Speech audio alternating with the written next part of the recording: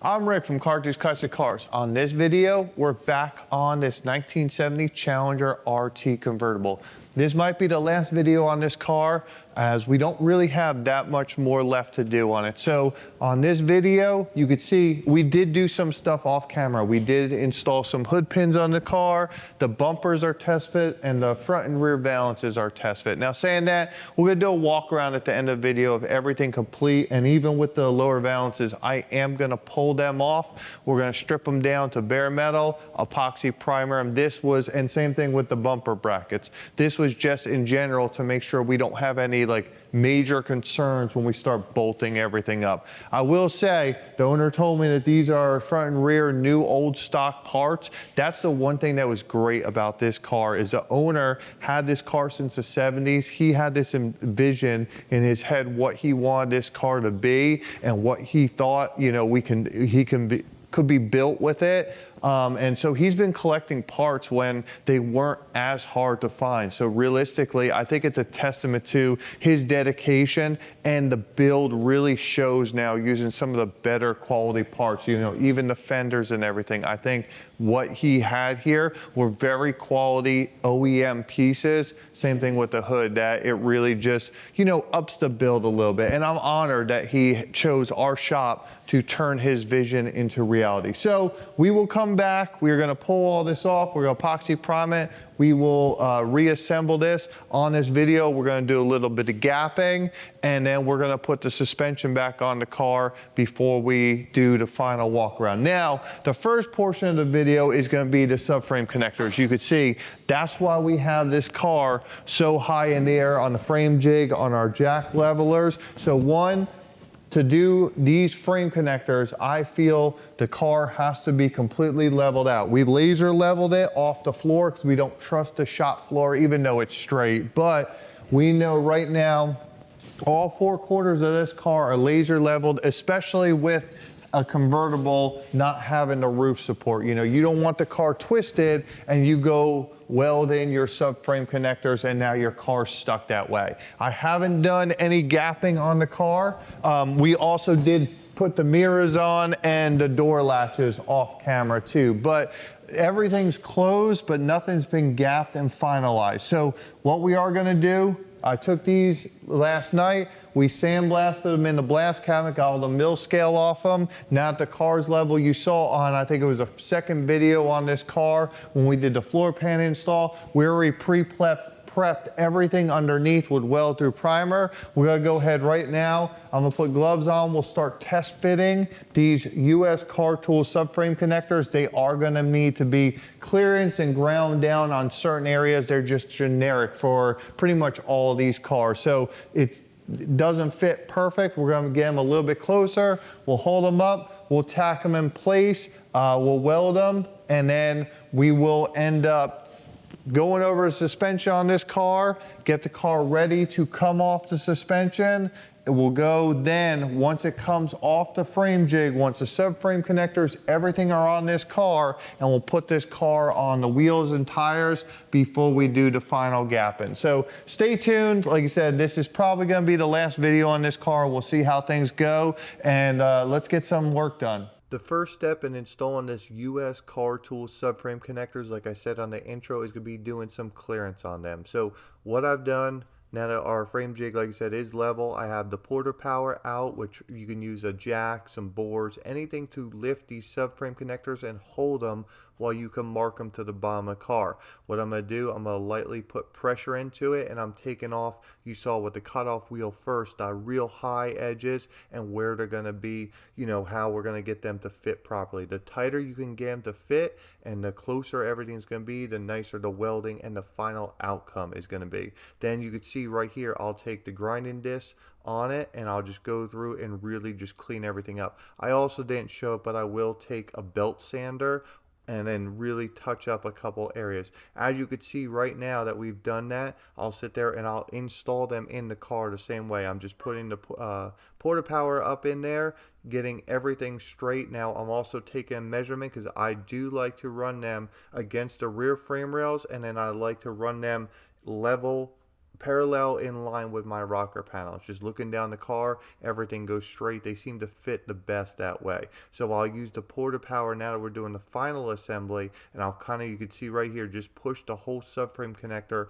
up in the car. That's another good thing about having this on a frame jig. The frame jigs are kind of heavy, so the extra weight really does help everything down. I will also go through, tap the floor down through the top of it, just to make sure we have good clearance all the way around. I don't go completely welding on this frame subframe connector. I'll sit there and obviously tack it every inch or two in place, making sure the floor is tight everywhere I go. I said it on the intro, these USCAR tool subframe connectors, they're generically made for all E-bodies, you know, Cudas and Challengers, for different floor braces, like as far as their variances in the floors. Also, different manufacturing companies are slightly different, and each car and how they're installed and pulled would be different too. So like I said, you have to expect when you buy one of these USCAR tool subframe connectors, it's not going to be able to just be pushed in the car with no work at all. That's pretty standard, and that's not anything to testament to their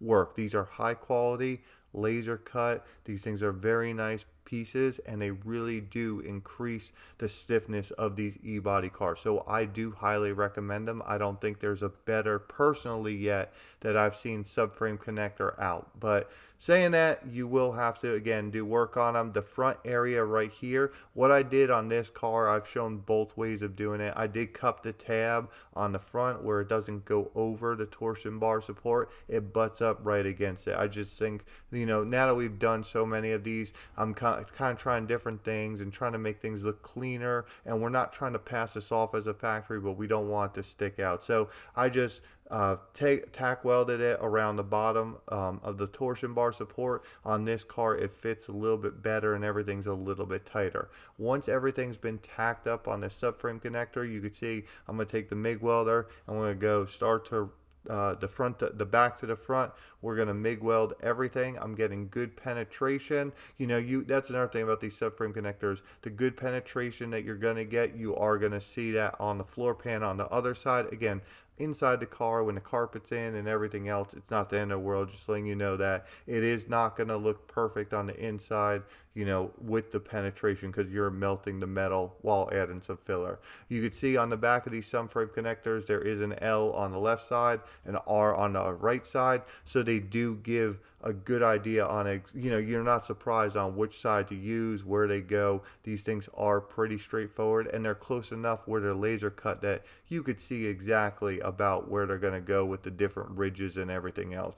Like I said, same thing. I want to tack everything in place, verify my measurements, just because I do like them to be parallel with the rocker panels. If you are looking to see more of an in-depth version of how to install these subframe connectors, you know, this is obviously the quick and dirty round of it. Please go through the channel and search, you know, the subframe connectors. We've done it on Cudas and both Challengers, and a pretty detailed explanation on how I go about doing them, how I'm grinding them, and showing how I'm actually tracing out the patterns for the highs and lows. So we are going to move on to the other parts I talked about in the beginning of the video. We do have the K-member for this Challenger, along with, you know, the front rear valance. We have the bumper brackets and some other miscellaneous brackets that we did completely sandblast, stripped down to bare metal. The owner did request that, just so he knows there's no other rust or we find any other surprises on here. What we ended up doing then, we took our Omni MP 172 epoxy primer with our 175 catalyst. So I'm mixing this at a 2 parts of the Omni MP 172 to 1 part MP 175, and I'm doing about a 1/4 part acetone up to half a part in there, just to thin it out and make everything smooth. Again, what we're using this epoxy primer for in this stage is to just seal up the car, a thin coat, keep it from rusting and keep it from you know, just the elements and being protected. So that's what we're doing right here. You'll see the car at the end of the video. Everything on this car has been stripped down, and we followed that process just to make sure, like I said, it's ready for the body shop in the future. Then they can take it, and especially if they're using PPG's lineup, they'll know exactly what to do. But PPG is a reputable epoxy primer that you know, it should work with any other high-end product or any other products out there.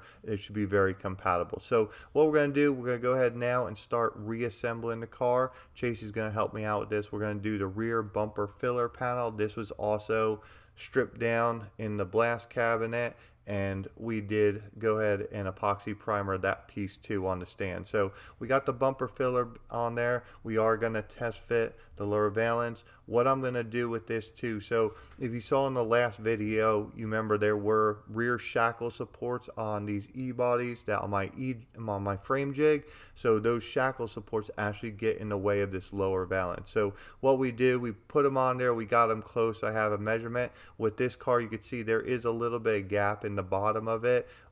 You'll see at the end of the video, the owner, I'd send him pictures after we test fit everything else, and he did want this tightened up a little bit. Not a huge deal. We went through, and that is one thing I did tighten up even tighter, and you'll see at the end of the video on the walk around. Like I said, those are things that the owner drives the build and where they want to go. You know, some of these factory cars, they have the gaps there, some don't. You know, they're all over the place on the fitment, and same thing, when you put them back together, they go that way. So what we'll do in this shop, we'll send the owner lots of pictures walking around, and they get to decide, okay, I like this, I don't like this, and it's not a big deal. We just go ahead and we will fix these small issues. That's what's great about, you know, having the owners and kind of being a custom shop where we build the cars that the owners want, because people have different variances on what they want and what they don't want and what's important to them. So now that the rear valance is test fit, we're going to go ahead and put the rear bumper on the car. Everything's fitting really well. Everything's centered on the rear bumper. We're real happy with how that fit out. Same thing on the front valance. We'll go ahead, fit this one fit perfect. I think, you know, this is one of the better ones we've seen fit on this car. Everything lined up. We didn't have to move any holes, and that's probably because it was a complete OEM piece. So just prepare it if you do buy an aftermarket valance. They are really nice, but they might need some kind of, you know, holes opened up a little bit. Not everything lines up, and it might be the aftermarket fenders too. So now we have that. We are going to send the car home with the front bumper on it too. Again, now that the bumper brackets have been sandblasted and reassembled, we're just going to put this old bumper on there to just make sure there's no issues side to side. Again, same reason on the rear bumper. We just want to make sure everything fits really well.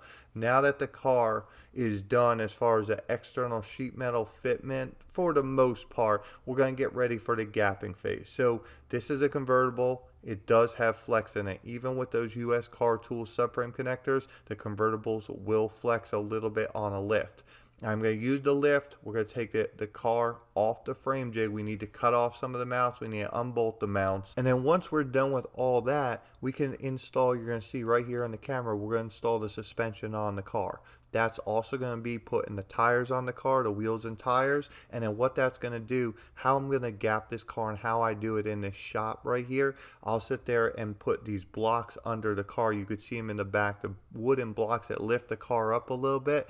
I'll sit there and I'll set the car off the lift on the blocks, you know, check my gaps, fix my gaps on the wheels and tires with the weight on them. And then if I have to add weld or anything else where I'm more comfortable, I'll lift the car in the air, I'll weld the car in the air, and then before I do any more gapping and cleaning up, I'll bring the car back down, let it settle down, and then dial in my gaps that way. So obviously we don't have to worry about doing that for the trunk or anything on the hood, you know, those areas. It's more on the fenders to doors to quarters. That's the side gapping, and it's mostly even the rear quarters to the doors itself. What I'm doing right here, we obviously got the lift all the way down. I put the front K-member, rolled it under the car. You know, this is the factory K-member that we did bolt back together. The whole front suspension on this car still has to be rebuilt, but that will be done at another shop. So what we're going to do, we're just getting the wheels on it where it will be able to be transported and gapped, like I said earlier. So we just rolled the dolly under there. We're going to put the K-member bolts under it. The dolly was just so low, the car was so low that we had to sit there and kind of just lift up the K-member to get the bolts to line up with that jack. So not a huge deal. We were able to knock this out. We're going to hook the old shocks back up in it, you know, the upper control arms, everything else, you know, just you'll see to get it to roll out. I mean, this car, It obviously still needs the brakes done. Everything's rusted out. It's got a long way to go. In this shop, we're just taking care of the sheet metal, body work on this car, and anything else fabrication that it needed. So now that we got the front suspension on the car, we can now turn our attention to the rear suspension. Same thing. So this rear end in this car, I believe it's the 8 3/4. It was exactly how we pulled it out of the car. If you go back and watch the first video on the car, that's exactly what you'll see. We rolled it out in this exact process. I did leave the lower rear valance on before I put the rear end in the car. It does make it a little bit more challenging getting everything under there, but it can be done. So I just wanted to make sure the test fit was already done on the car. That's why we're doing it this way. You can put the rear end on first and then install the lower rear valance. We are skipping ahead a little bit. Right now you see the car is in the paint booth. What I did, I went through the whole car and I did gap everything. I cut and I ground it. I have plenty of videos on the gapping, so please check those out on how to gap e-body cars, things like that, or cars in general. This car went through that same exact process. Once we were done, we pulled the doors off the car, we pulled the trunk off the car, and we would go ahead and just do 2 coats of epoxy primer over what was left on the door and blend everything out. You could see the areas that we worked on the trunk and the doors. We just ground those out. Everything's going to look pretty clean at the end, and then it will be ready for the bodywork phase. The gapping has to be done in the metalwork. I believe it's the last step once everything's done, and we're not going to disrupt the car anymore. So hopefully you really enjoyed some of this video on this build of this 1970 Challenger. Let's go ahead and start wrapping things up and do a final walk around on the car and the project.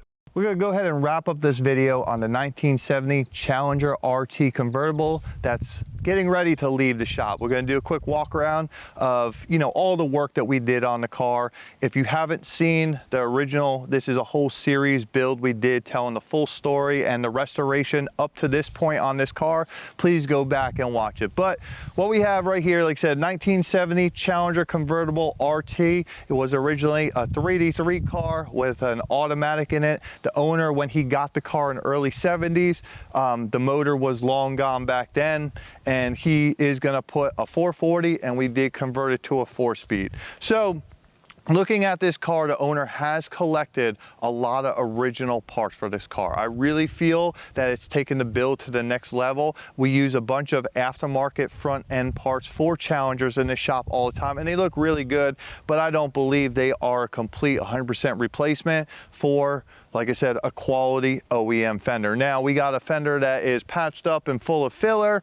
100% I recommend using, the AMD fenders for these Challengers. Saying that, what we've done on the front end, we have hand stripped all the external sheet metal. We did spot blast some inner structure and everything, and we did strip these parts down. We have everything on this car, front to rear, has been stripped down 100% to bare metal and in at least 2 coats of epoxy primer. Some areas got scuffed and dusted over again that we've worked a couple times, i.e. with the gapping and everything else. So we did put the hood pins on this Challenger. The owner, I know this is a car, there's 1,097 RT Challengers ever made. The owner, what he's going to do with this car, and you'll see it, he's taken what he likes that was offered on these e-bodies, and he's adding them, incorporating and building the car that he wants, and that's really cool. So you'll see the spoiler, the hood pin, certain things like that would not have come on this car, but we did add it. So like I said, hood pins were added on the car. We did test fit the bumper on this car. Everything's looking really good there. The hood latch, everything on this car opens, closes, is lined really well. With the hood, we did spot blast the inner structure on it, and then we hand stripped, DA'd everything else down to bare metal. The car did keep the original radiator support, and it kept the firewall. We did add the upper cowl panel, that's brand new, and the 2 inner fenders on the engine bay area. Underneath the car, we did add the Hemi skid plate to the K-member. So looking at the engine bay and everything, you could tell all this stuff does blend in, and that's the idea. of that. Now that it's all blended in the metalwork, you really can't tell what's new and what's aftermarket. And that's the idea I'm building this car. Everything's real clean, everything aligns really well, the hood closes really well, aligns with the fenders very nicely. And like I said, I mean, who doesn't, the hood pins are such a cool touch, who doesn't like them? So the hood pins are adjusted in the center where they're supposed to be. And like I said, the car, even in its primer matte black stage, I think looks really cool. Same thing on the fender. We did strip them down. There was a couple patching that we had to do on the bottom, but in general, the fenders, you know, they fit really well with the doors. We did have to do some gapping on the door installation to the quarter and everything. I think that's pretty standard on the E-body. I showed you in our last video, we did add the rib nut inserts for the mirror, but the body lines looking down the door, everything looks straight. It flows really nice. The bottom body lines line up. The doors on this car were actually in really good shape. The owner did want to get all the rust off this car. That was his #1 concern. Seeing other videos of ours, and this one had it too. There was a lot of surface rust, especially in the quarter panels and some of the inner structures. So we did remove the door skins. We put AMD door skins on it. And like I said, we did gap them. We did also put the lizard skin sound deadener on the doors and the quarter panels, and it really does make a difference and quiet it down. The hinges are brand new on the door, and the latches, they have been completely stripped down, chemically stripped. We have a new striker plate, and you could see it really makes the door close very nice. Obviously, it's going to be a little bit tighter once you put the seals in there, but all that looks good. Looking on the inside of this car, like I said, we did convert it to a 4-speed on a manual. We did put a full floor pan in it, and we put toe pans in the car. The rear seat, and actually the convertible parts on this car, which are the hard to come by parts, you know, they don't make the aftermarket, or if there's a couple guys out there hand building the convertible parts, and what I heard, it's just crazy expensive. So luckily on this car, it was all in really good shape. So we really didn't have to touch or fabricate anything on the convertible parts. Underneath this car, looking at the floor pans and everything is really solid. Like I said, we do prep the floor pan. We're sandblasting both sides on the way down. So when we install the job, everything's already cleaned up, in bare metal, sandblasted, ready for epoxy primer. We did add the USCAR tool subframe connectors, which like I said, on these convertibles, you can even put this on the lift and see the gap slightly move, even on with the USCAR tool. These convertibles are just such weak cars. I think if you have one of these cars and you're not looking for 100% factory concourse restoration, I think the USCAR tool subframe connectors on a convertible is a must personally. So that's everything on the floor pan. The 4-speed tunnel did come out of another Challenger original. It's an original spot, so there is some pitting on it from the sandblasting. There's nothing wrong with it. Like I said, it was sandblasted down, but sometimes that's why a lot of times I recommend we use brand new parts on all of these cars, just because I think the job does come out cleaner. One of the larger jobs on this car we did a little bit more detailed on was the quarter panels. They do not make quarter panels for a 1970 Challenger, so if you want, go back and check out that video where we took a hard top quarter panel, we cut off the top of it and sectioned in the convertible parts of it. You could see really it blends very nice. This was a lead joint on the convertible. We have it where it is blended to a point that it's gonna, you know, a little bit of filler, like I said, in that area is gonna be a lot less than even the factory lead joint would have been. Even looking at the deck filler, everything was there. We did a couple of spots on that. The trunk on this car did not match the profile of the rear of it. I don't know, the owner showed up with this trunk. I can't remember if it was original trunk or it might have been an older aftermarket version, but he brought me the trunk. We did have to put the curvature in it to match the quarter panels, but looking at the car, everything now, the gapping on the trunk with a little bit of work and all that on cutting it down. And I didn't show a lot of that on the camera. You go back, I have other videos on how to gap these E-body cars and really dialing it in. With this one, we were just trying to show in general what we're doing, not the specific process, just to, you know, kind of speed up the video a little bit. Like I said, I did add the TA spoiler on this car. The tail panel on this car is original for it. We did carefully dissect the tail panel and then reinstall it. Also, the front and rear valances, gravel pans on this car, they are new old stock. So they're off a 73 Challenger, I believe it was. So we had to remove the license plate extension. But if you are building one of these, the 73, 70, 71s, they're all the same. It's just with the bumper extensions on the 73, they do move the license plate out. So saying that, with the trunk, like I said, the TA spoiler, we added that on there, and the trunk, looking at the insides, we added exhaust hangers, we did trunk drop-offs, a full trunk floor, and we did outer wheelhouses along with the quarter panels. With the inner and outer wheelhouses and the trunk floor, we also welded, you could see the whole seam of the wheelhouses itself. Test fit the rear bumper, and then same thing. I mean, on the other side, close it a little bit tight, but on the other side, same thing. Looking around the car's all body lines line up. It's all a solid car.